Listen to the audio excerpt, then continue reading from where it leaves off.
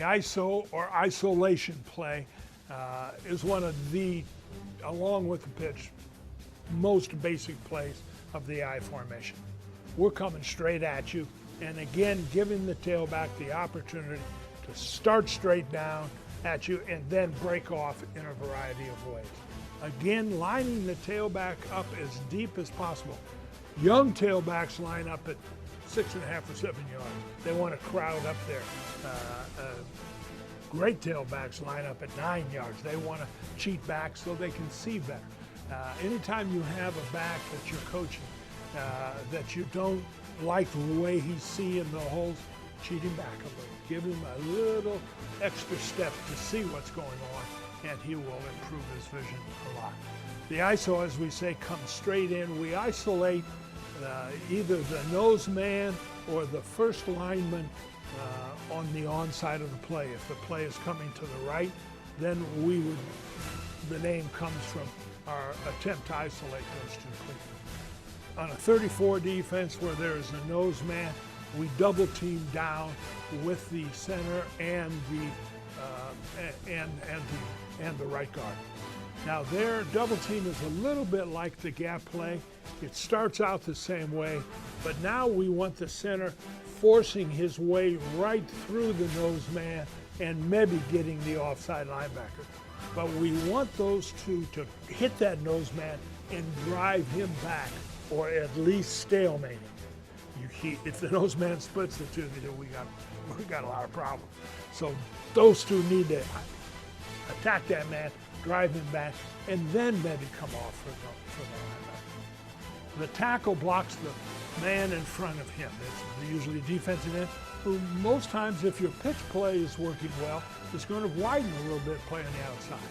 We are, at times, would audibilize our quarterback would check just that defensive end. It was the 34. He lined up head on the tackle, ran the pitch. He lined up outside, we ran the ISO. So the tackle again is taking him on that basic one-on-one block. Get into him, try to drive him, at least keep a stalemate and stay on the block, sustain the block, and then try to finish by collapsing the man into the ground. You can't do that a lot of times unless you're vastly superior. But you can stay on that block and keep him from coming off and having a free shot at your back. The fullback, we want to lead right behind the guard, and he's looking for the first onside linebacker. So he looks at that linebacker and attacks him with as much speed as he can. Now he must see, because the linebacker is a moving target. He's not standing still. So that fullback has to adjust. As he goes into the line, he's almost like the tailback. He's got to attack that linebacker and adjust his course in order to get to him.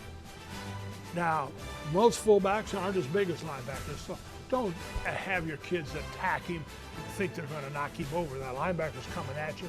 So we try to teach the fullback to attack his belly button, attack his waist, try to get underneath his pads that he brings here, try to attack him here, or even a little bit lower. But he doesn't want to cut him, because then he's lying in the hole and obstructs the tailback. Quarterback gives the ball. You can either pivot either way and gets the ball as deep to the tailback as he can. Again, trying to get that tailback a clear vision. If the quarterback is standing in the way, get a new quarterback. Come back, get the ball to him as deep as you can, and be out of the way and let that tailback have a chance. The ball exchange, people do different kinds of things. We always had the ball exchange here. The problem, of course, there is if you have that arm down, it's going to be fumble, so you got to come up. Some people have that kind of exchange. That's the particular coach's preference. We ask the tailback to start into that line and key the two linemen, the nose man and the defensive end. If you get that kind of separation, keep going. If you get a slant that's going this way, take it outside. If you get a slant going this way, take it backside. But don't be in too big a hurry to make that cut. That cut should not be that kind of a cut. It should be that. Really like switching from one track to another. You want to be going forward all the time. And of course, you want to have your vision going as much as you possibly can. The left tackle just blocks the man on him or the first man outside.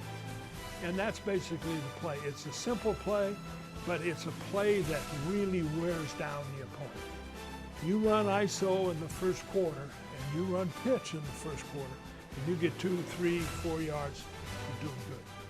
Guarantee you, if you run it enough, you'll get 8, 9, 10 as that game goes on. And that's one of the theories of this. You're putting a great runner with a football 30 times in the game, and he's going to break a couple, and they're going to wear the opponent down. ISO, we would run it 10 times a game at least. And again, a great goal line play, a great third and short.